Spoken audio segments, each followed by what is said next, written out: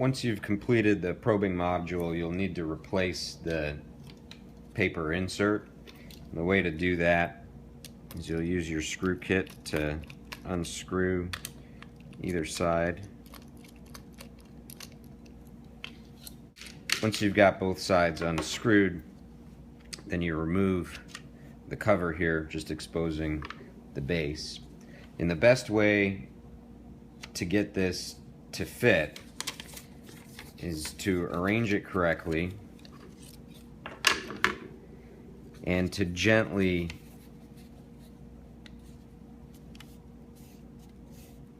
bend the insert. You don't want to fold tight creases here, because then it's harder to make adjustments to get the numbers to actually fit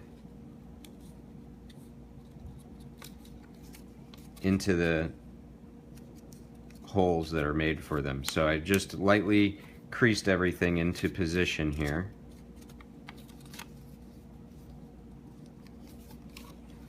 And then you can fit it onto the back of the module and really mark the creases a little bit better.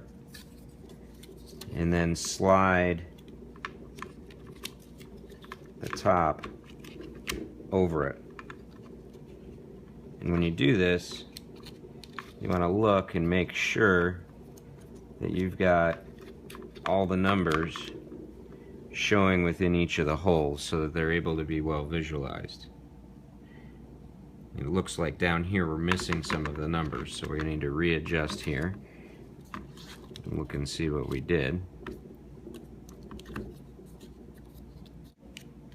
So we've got numbers peripherally showing through. Now we're going to push this down and snap it into place, and we can see that our numbers are fitting securely into the holes.